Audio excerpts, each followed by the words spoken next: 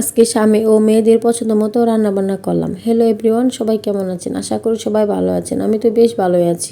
আজকে সব রান্নাবান্না স্বামী ও মেয়েদের পছন্দ মতো রান্নাবান্না করলাম। এই তো সকাল সকাল ঘুম থেকে উঠে সকালের কাজকর্ম শেষ করে পুজো দেওয়া শেষ করে তারপর চলে আসলাম রান্নাঘরে। এই নুডলস রান্না করছি। মেয়েদের আজকে সকালবেলার বায়না ছিল, তারা আজকে ভাত খাবে না, নুডলস খাবে, তাই তাদের জন্য নুডলসটা রান্না করে নিলাম। তারপরে এই তো সকাল দুপুর রান্নাবান্না একসাথে করে নেব। যেহেতু সামনে পূজা, তার জন্য অনেক কাজকর্ম আছে, সেগুলো আস্তে আস্তে করে নেব। তার জন্য রান্নাবান্নাটা একবারে করে নিলেই রান্নাবান্নার চাপ থাকে না, সারাদিন রিল্যাক্সে কাজকর্ম করা যায় সুন্দরভাবে। ডাল ভাত বসিয়ে দিয়েছিলাম, ভাত নামিয়ে নিয়েছি, ডালটাও এখন সম্বার দিয়ে দেব। ডালটা সম্বার দিয়ে দিলাম। যা যা রান্না করব তার জন্য সব কিছু গুছিয়ে রেখেছি। এই তো ডালটা সম্বার দিয়ে এখন ঢেঁড়স ভাজিটা করে নেব। ঢেঁড়স ভাজিটা খুবই পছন্দ করে আমার মেয়েরা। হলুদের গুঁড়া, লবণ, কয়েকটা কাঁচামরিচ দিলাম। এখন ঢেঁড়সটা ভালোভাবে ভেজে নেব। রান্না করতে করতে এদিকে মেয়ে আবার উঠে গেছে, ছোটো মেয়েটা। তাকে আবার একটু সময় দিতে হয় সকালবেলা। বড় মেয়ে তো স্কুলে গেছে, সে আসবে একটু পরে। এই তো ঢেঁড়স ভাজিটা নামিয়ে নিয়ে এখন রান্না করবো চিংড়ি মাছ দিয়ে কচুরলতি। আজকে এই রান্নাটা মূলত আমার হাজবেন্ডের পছন্দের। সে বলছিল চিংড়ি মাছ দিয়ে কচুরলতি দেখাবে, তাই তার জন্য স্পেশালভাবে একটু রান্না করছি। আমি চিংড়ি মাছ খেতে তেমন একটা পছন্দ করি না, মূলত বলতে গেলে খাই না। এই তো মশলা দিয়ে দিলাম, ভালোভাবে কষিয়ে নেব এখন চিংড়ি মাছ সব কিছু সুন্দরভাবে। মশলাটা কষানো হয়ে গেলে দিয়ে দিলাম আগে থেকে কেটে ধুয়ে রাখা কচুরলতিগুলো। এখন সব কিছু সুন্দরভাবে মিশিয়ে নেব মশলার সাথে। তারপর কিছুক্ষণ কষিয়ে নেব, ভালোভাবে কিছুক্ষণ কষিয়ে নেব। তারপর জলের জন্য অল্প করে জল দেব।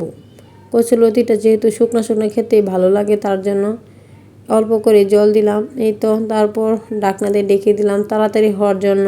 হাজবেন্ড চলে যাবে, তাই তার জন্য তাড়াহুড়া করে রান্নাটা করছি। ভাবলাম গরম গরম খেয়ে যাক।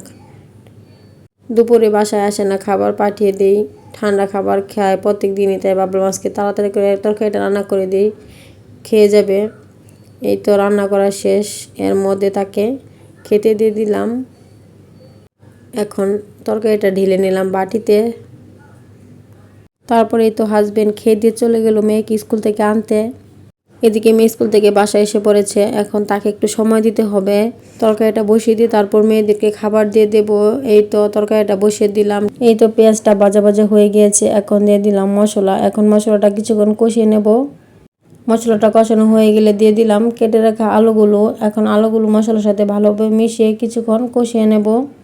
আলু দিয়ে ট্যাংরা মাছের চচ্চড়ি খুবই পছন্দ করে আমার বাসার সবাই। আমার মেয়ে তো খুবই পছন্দ করে, বিশেষ করে ছোটো মেয়ে। আলু দিয়ে যে কোনো কিছু রান্না করে দিলে সে খুব মজা করে খায়। আর মরিচের গুঁড়া দিইনি, কাঁচামরিচ দিয়ে রান্না করেছি, সে আবার একটু ঝাল খেতে পারে।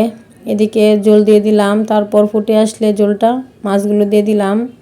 এদিকে মেয়েদেরকে খাবারও দিয়ে দিলাম। যেহেতু নুডলস রান্না করেছিলাম, তার জন্য তাদেরকে আর খাওয়াই দিতে হবে না, তারা এই নুডলসটা নিজে হাতে খেতে খুবই পছন্দ করে। এই তো রান্নাবান্না শেষ করলাম। আজকের মতো ভিডিওটি এখানেই শেষ করছি। ভালো লাগলে লাইক কমেন্ট শেয়ার করে দিবেন। সবাই ভালো থাকবেন, টাটা।